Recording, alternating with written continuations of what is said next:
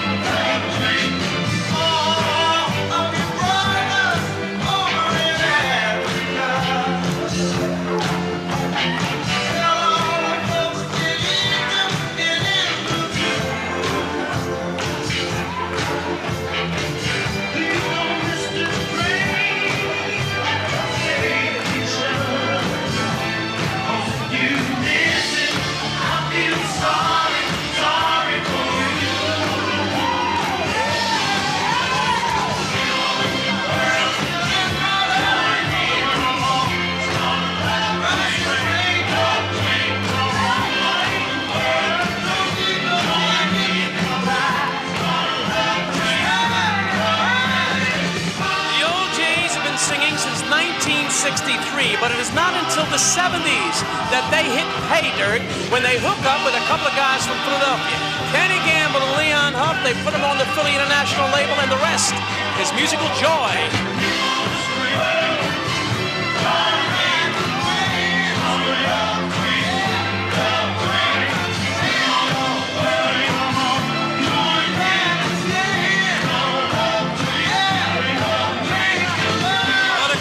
Start a show, Love Train, and that's exactly what it's got to be. This show that you're about to see has got to be exceptional. A man by the name of Billy Joel, he's going to be with us, and when we leave, we're just leaving you momentarily, because when I come back, you're going to see the Geeter Gold Dancers do a little line dance to a song called Soul City Walk.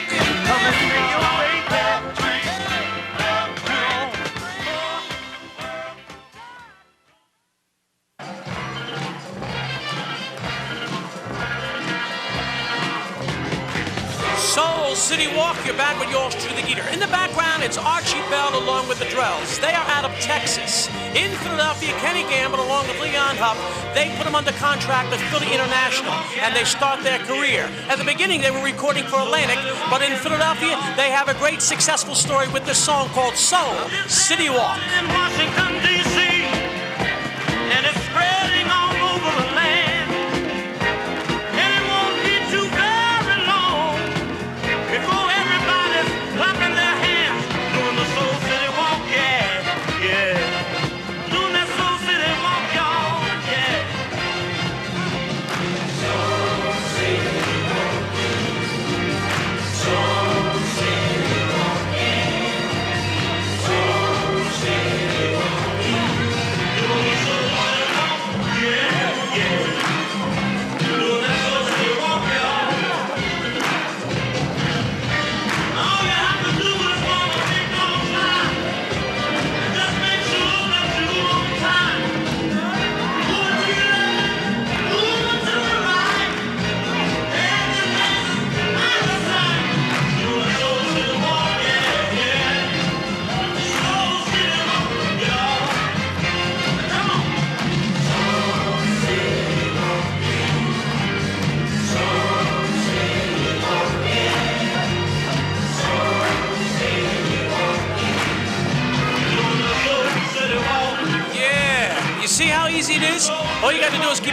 the show, and we'll teach you all these dances. You go to the right, you go to the left, you move a step back, and you move a step forward.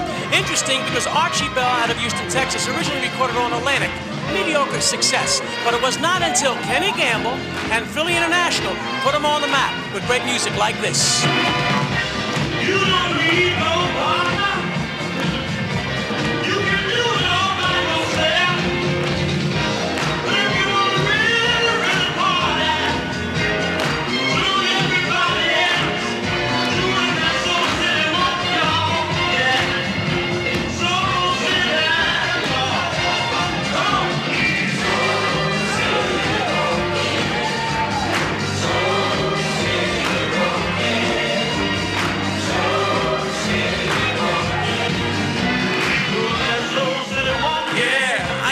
You'll get it. You really will. Just keep on watching.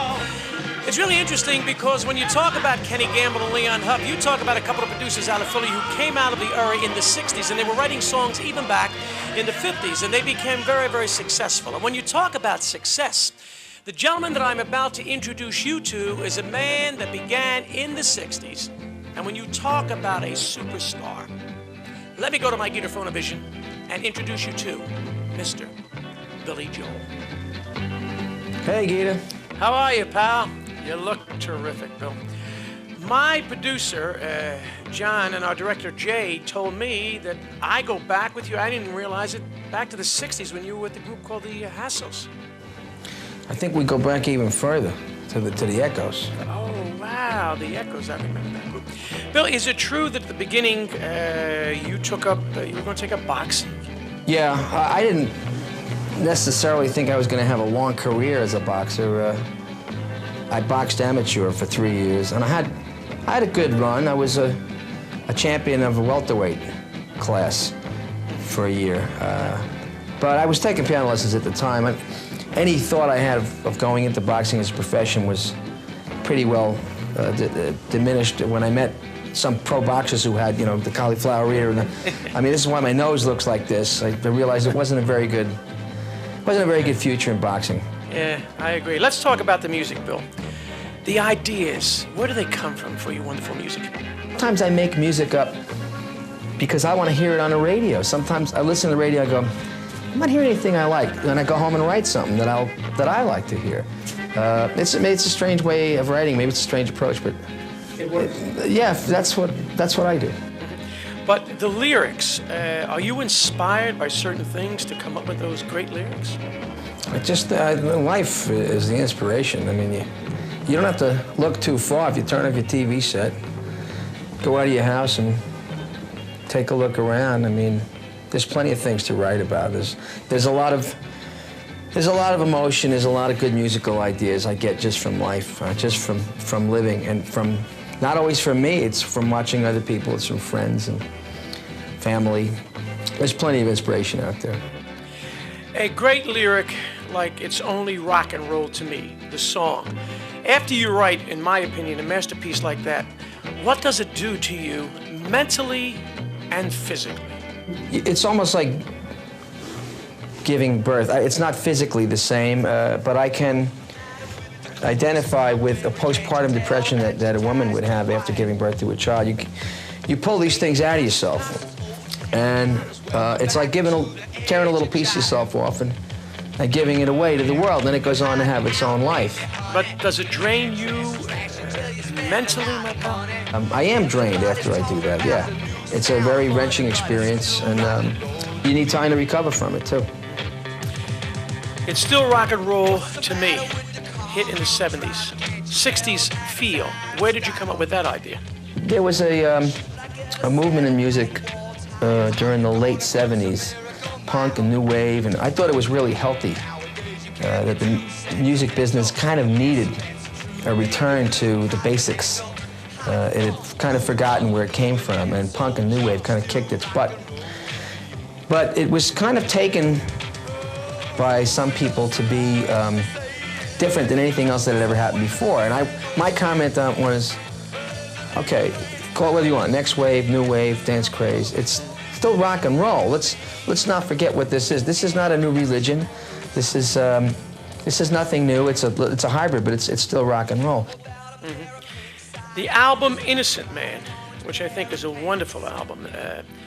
Again, the feel from the old groups, the Drifters and the performers like James Brown. Where does that come from? I did a track for a Rodney Dangerfield movie called Easy Money.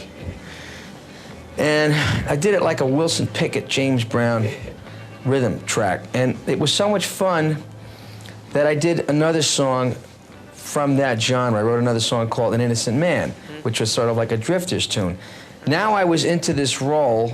I was having so much fun writing this stuff. When a writer gets into a role, you don't question it. You have to go with it. And one song spun out another song, and it spun out another song. And I was kind of going back, reliving the era of that great R&B time. All those great records by Wilson Pickett and Jackie Wilson, and even the Supremes. I was just writing songs. It was a great time in my life. I was going out with Christy, and I was newly single again, and I was an innocent man again, and that's why I wrote those songs. I tell you, it was wonderful. It really was. The longest time, did you do all of the parts of that yourself when you were in the studio? I sang all the parts on that, yes. We tried to get other people to sing on it. We had the Persuasions in. We had a group in from New Jersey called Charm, a cappella group, bunch of young guys, good singers. Didn't work. And Phil Ramone turned to me and said, you're gonna have to do all the parts. I said, I don't want it all to sound like one guy. And what I did was I adopted this way of singing called method singing. When I was doing the bass part, I made believe I was this skinny Italian guy from Newark. And then I did the high part. I made believe I was a black kid from Brooklyn. I took on like an actor's persona, I guess. I call it method singing. Yeah. And I did all the parts like that, and it managed to work. But when I conceived of the song, I really thought of it as the kind of songs that I used to sing outside of my high school with my friends. We used to sing Street Corner Harmony, Little Anthony and the Imperials, the Del Vikings. Who did the Silhouettes? Who was the Rays? The Rays. So you know all the stuff. Half the time I didn't know who these bands or these groups were, but we knew all the songs, and it was fun to get other kids who would sing harmony. And if you found a good echo area, sometimes it would be under the parking field at Jones Beach, or in the locker room, in the boys' locker room. Nothing sounded like that. Still to this day, some of the best music that's made is music that's never heard. Absolutely. You know, it's interesting, and Ray Charles, who I love and you love, that had to be, when you want to go into the studio to work with Daddy Ray. Tell me about that, huh? That was scary, actually. It was very thrilling and very scary, because he walks in the studio and he looks just like Ray Charles. There's no mistaking, that's Ray Charles. He's got the shades, he's got the walk, he's got the talk. There he is, it's Ray. And I realized at that moment, I'm really gonna do this now. Before it was just a concept, now it was a reality. And it was scary, but one of the highlights of my recording career. When I'm lonely, she comes through. She's the only one who can. My baby grand is all I need.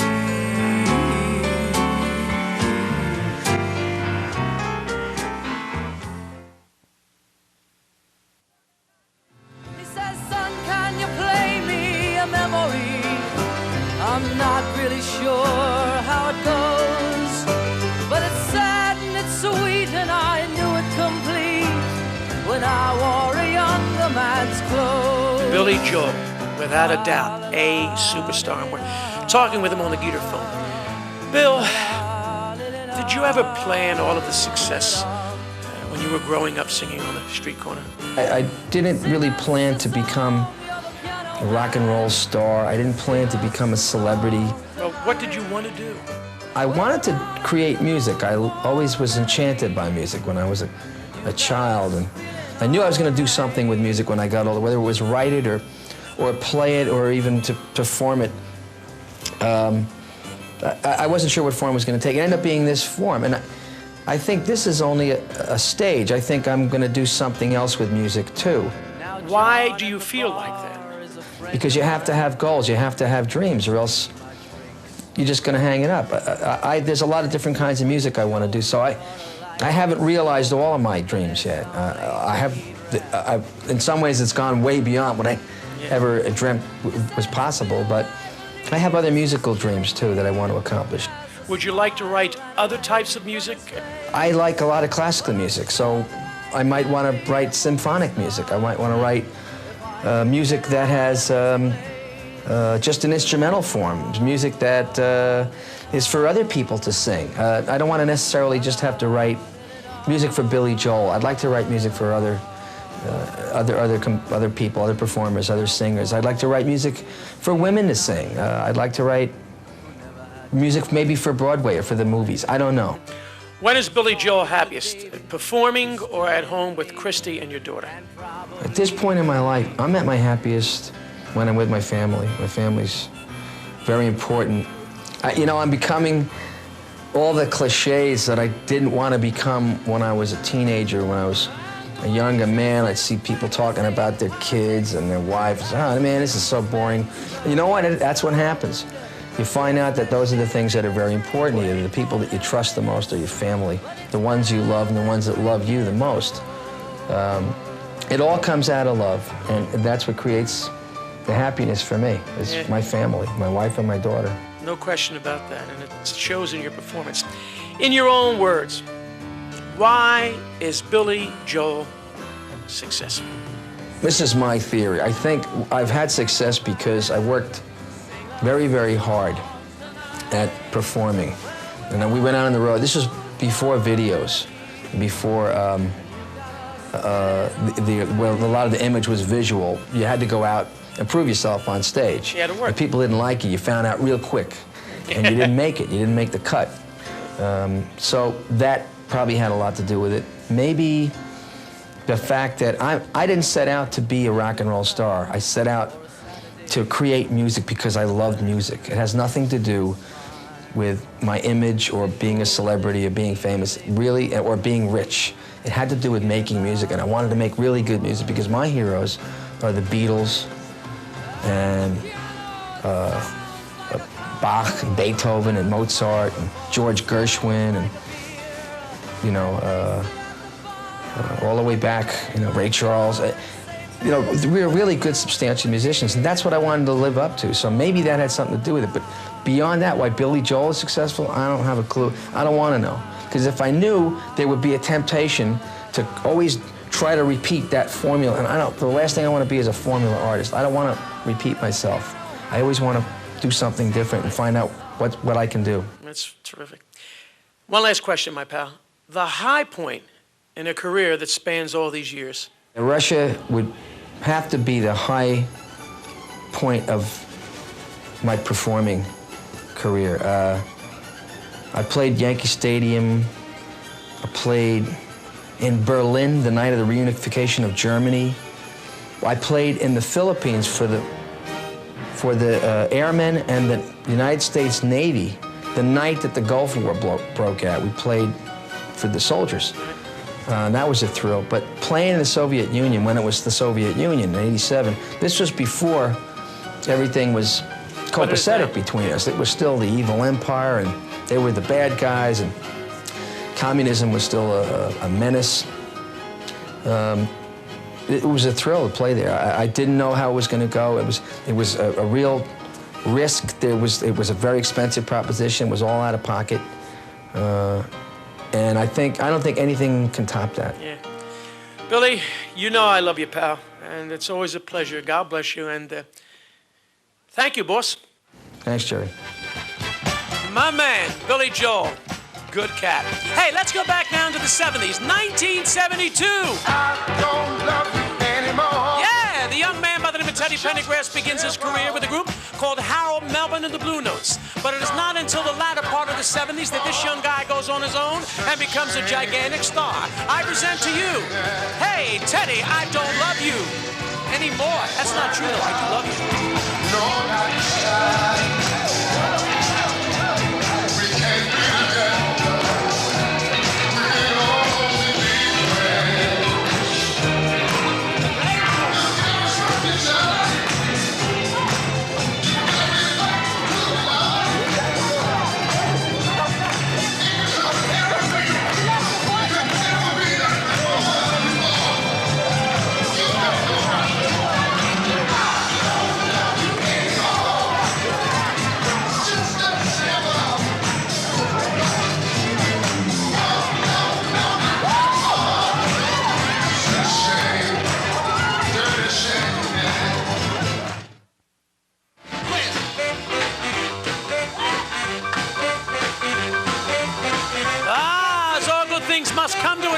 promised this show, I got to thank my main man, Billy Joel, and how about that piece on Ray Charles? Got to thank the Gator Gold Dancers, and of course also you out there for making it happen. Remember, next week again, you're on the air with yours truly, the Gator, the Big Boss with the Big Hot Sauce. But until we do it again, remember, at all times, you keep on rocking, because you see, you only really rock once.